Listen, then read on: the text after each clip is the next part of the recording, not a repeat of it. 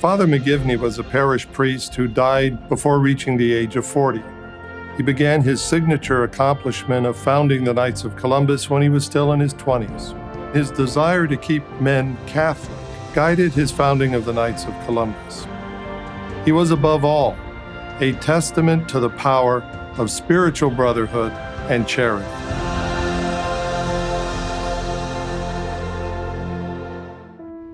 Father McGivney's father and his mother were both immigrants from Ireland. Catholics in general, Irish Catholics in particular, were discriminated against in many facets of life. Even though Father McGivney's family was very poor, their faith was very strong.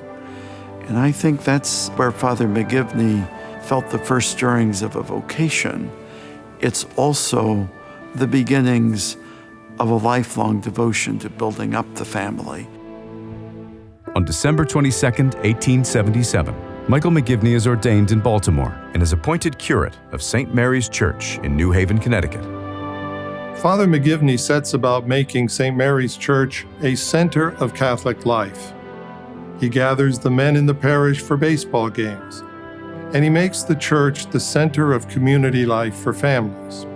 Father McGivney's ministry focuses on the centrality of faith for his parishioners by living out the two great commandments, love of God and love of neighbor.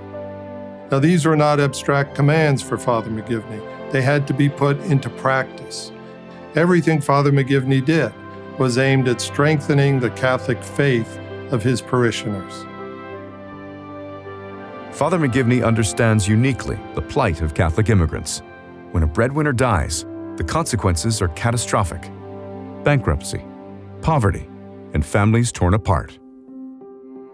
In the fall of 1881, Father McGivney gathers 24 men for a meeting in the basement of St. Mary's.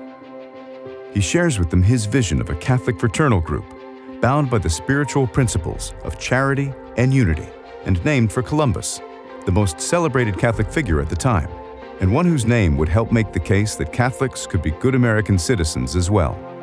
The Knights of Columbus is born. Charity, unity, and fraternity were principles that flowed from Father McGivney's life, and he was able to not only communicate them to those early Knights of Columbus, but to inculcate them in their lives and in their spirituality. Father McGivney saw the Knights as responding to threats to the faith of Catholics, as well as the means to protect their families spiritually and materially.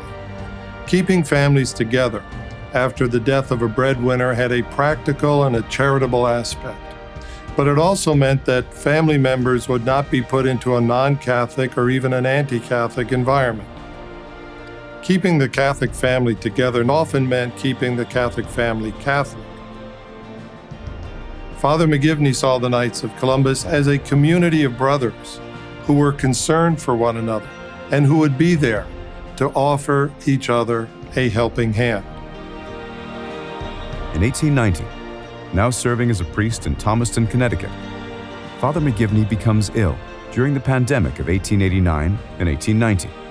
The virus causes a serious case of pneumonia.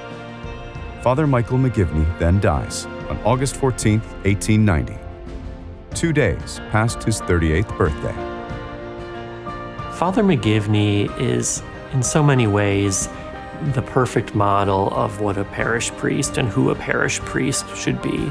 He was a man of deep prayer, but he was not a man who, you might say, hid behind the altar. He was constantly out among the people, and he loved to be with them. When Pope Francis tells priests to bring the gospel to the margins of society, I think of Father McGivney, his support for widows and orphans, and his concern for the poor and the suffering. What Father McGivney did, in quietly living a life of charity and unity, has had an indelible effect on Catholicism in America and around the world.